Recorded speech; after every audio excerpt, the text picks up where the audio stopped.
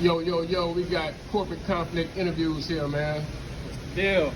What's up? Who we got here? We got Junior. Junior right here with you, bro. What's the deal, broski? What's the deal, bro? Shit, nothing. Doing this electrical work, trying to make some money. You enjoying this Friday? Yeah, it's an easy Friday. Can't complain, bro. All right, man. Well, take us back, man. Let's start this interview. Take us back, man. Hey, so what were you doing before you got into the electrical trade? So before I got into electrical work, I really was just bouncing around job to job. You know, like your average high schooler, fast food, shoe store, stuff like that. But my pops was an electrician, and I finally wanted to make some real money, and he told me to get on with him. So. All right. Well, look, how long you been doing it? Been doing it about 5 years now. About 5 years.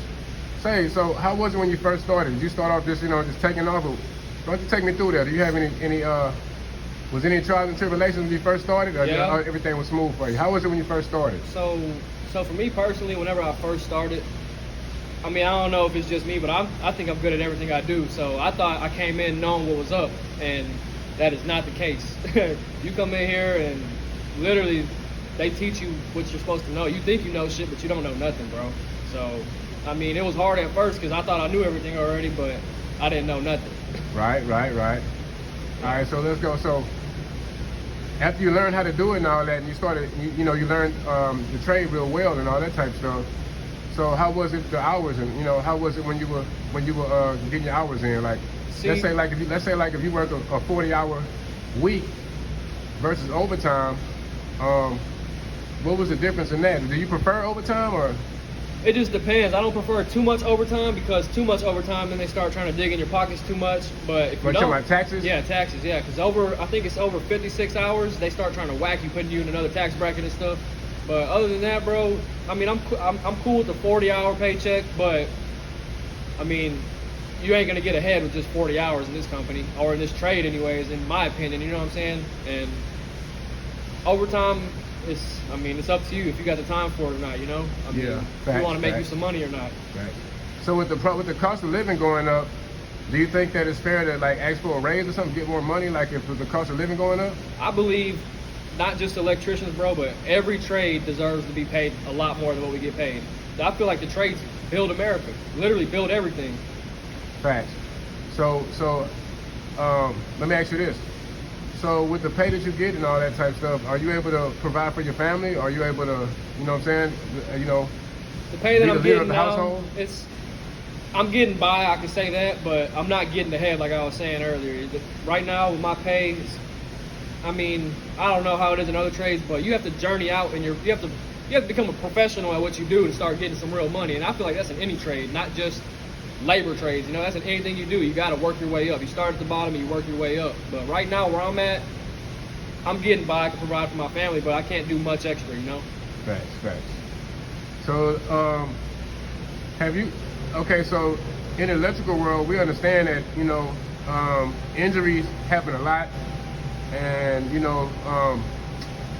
and because injuries happen a lot in the electrical trade, that insurance for coverage for the workers is pretty high, and a lot of times they don't really cover good on insurance. So how you feel about that, man?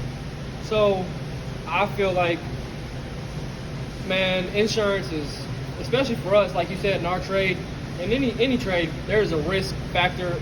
Any day you come to work, there's a risk that you're gonna get hurt. Anything you don't, you know what I'm saying? Anything can happen any day in any trade. And I feel like with our kind of jobs, we shouldn't have to pay as much for insurance. That should be like included to us, you know what I'm saying? Because we are putting our lives in danger every day to build the hospitals for the doctors, build the offices for the lawyers, build all the stuff for, you know what I'm saying, for all the rich people. We're the ones that do it all. And then they go in there and enjoy it, They don't put no risk, none of that. So let me ask you this. Have you ever seen any near-death experiences, or have you ever been injured or felt a shock or anything in a trade? I have seen a couple bad things. One time I was on a job site, and on underground, it's just a big field, all dirt. You don't have no buildings, no shade, no breeze, no nothing. And my buddy, he was on the lift digging, and he was digging. He got off the lift. He's like, man, let me take a stretch real quick. He stretched, and when he stretched, he kept going back, and he just kept going back, and he had a seizure and started seizing out. And it fell back into the hole? He fell back into the hole, yeah, and started seizing. That was... So what was the outcome? Did he get any help? Oh, yeah. The ambulance came, fire truck came, cops came. It was Yeah, it was a whole big deal, and they didn't let him come back to work for I think a whole year. He had to get cleared, do tests, do all that stuff. Oh, so it was a good thing y'all were there to help him. Oh yeah, oh yeah. So is your family proud of your choice in trade or whatever? I believe all my family is proud of what I'm doing now. Facts. All right, so let me ask you this: when you bring that fat ass check home, you know, how is it at home with the intimate, in the bedroom? It's the nasty time. hey, the bigger the check, the more nastier she gonna get. Oh, That's all I gotta say. Facts. All right, so where you see yourself in the next couple of years? You want to own a company, or you just want to freelance? You want to be a journeyman, or I mean not journeyman. Do you want to be a foreman to run jobs or a service, or where you see yourself? My plan is for the next few years, I want to get my journeyman license. I want to get that within the next year.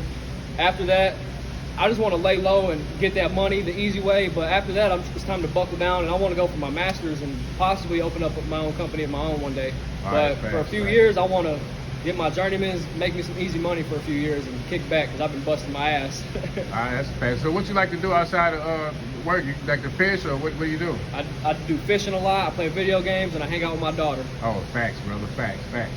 Yes, sir. All right, man. Any closing words you want to say before we close this thing out? If you have any doubts about trades, don't doubt it. Try it. What you got to say to the young people out there that might want to get their hands? Get your hands dirty. Get your hands dirty. The more you talk about it, the less you'll do it. That's all I got to say. All right. We got Big Junior up in the building. Oh, man. I like to call him Ice. Vanilla Ice. Yeah. All right, baby. All right, bro. I appreciate you, man. Yes, sir. Next time. Till next time. All right. Good.